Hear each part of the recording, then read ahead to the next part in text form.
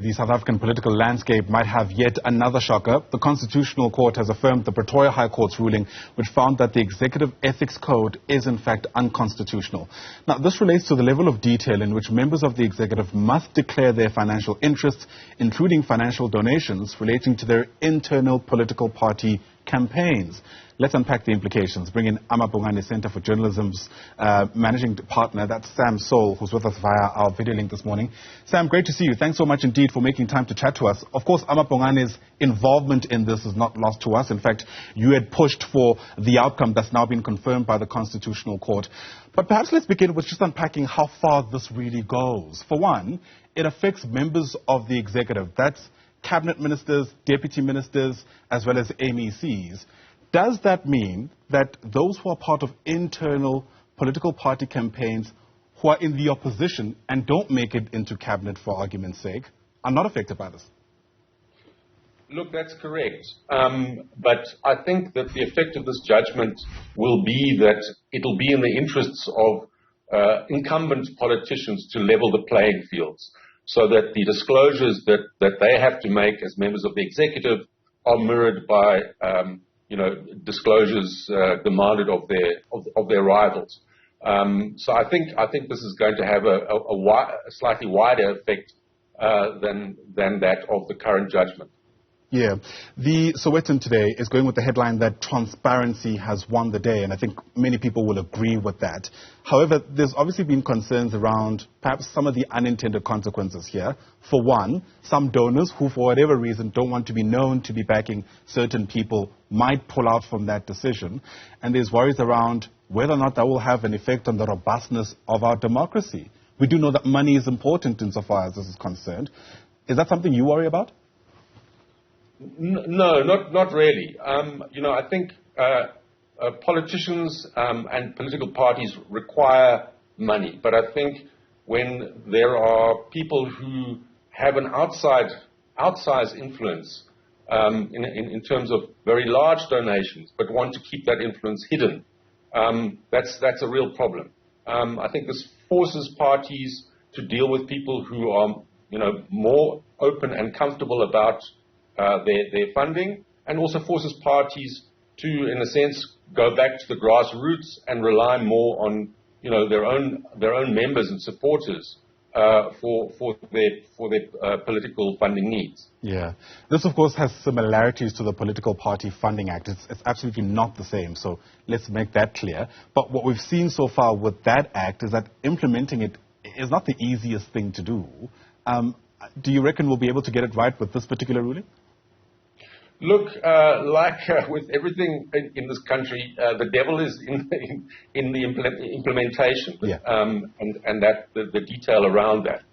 And it is going to rely on civil society, on the media, on opposition parties, politicians, etc., to scrutinize whether the parties are actually and the members of the executive are keeping to these promises. The strength in terms of the Executive Ethics Act is that complaints around that do go directly to the public protector, and the public protector has to give a fairly quick turnaround on those sorts of complaints. So at least as far as members of the executive, this is quite a powerful tool. Yeah. The invalidity of this particular code is suspended for about 12 months, so it should only be implemented, I think it's September next year. What that means, of course, is that it's unlikely to have a bearing on the December conference, which is, I guess, perhaps the kind of short-term gratification we'll have to give out for more long-term gain. But I wonder whether or not you're disappointed by that, given, what's at stake even just this year with this particular conference. Yes, look, I think, generally courts don't make changes retrospective, and they also give the executive and parliament a reasonable amount of time to implement changes. I think 12 months is probably generous, but I think others have been calling for a larger overhaul of the Executive Members Ethics Act, to make it broader, close some of the loopholes. So maybe this will be used as an opportunity to deal with some of those problems. But I think that a lot of people could see this judgment coming.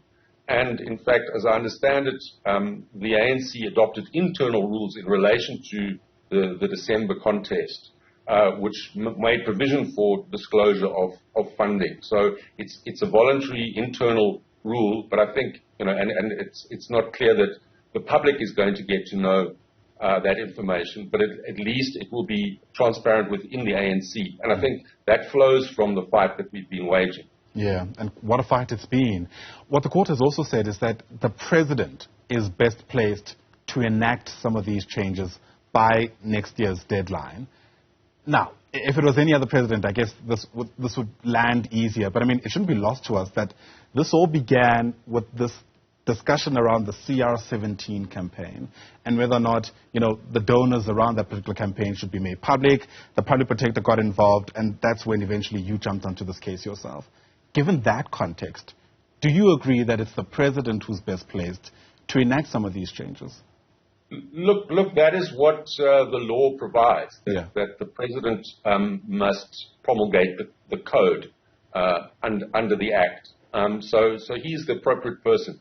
I think the court has made it quite clear, what the parameters are. So I don't expect that will be a problem. And in fact, the president suspended his opposition to us when the matter went back to the Constitutional Court for this final confirmation. He opted to abide by the decision rather than reject it. That's not to say he didn't oppose us quite fiercely earlier on in the process, but I think he and the ANC, I think, have accepted that this proposal makes sense. Sure. Again, I think for most people, the reflection today is going to be around how it feels like we live in a country that prioritizes transparency as we should. Do you reckon our democracy is stronger because of what the Constitutional Court said yesterday? Absolutely, but it's an ongoing battle. We come across the kind of knee-jerk resort to secrecy and confidentiality throughout government, and even in the face of what legislation says, what best practice says, etc.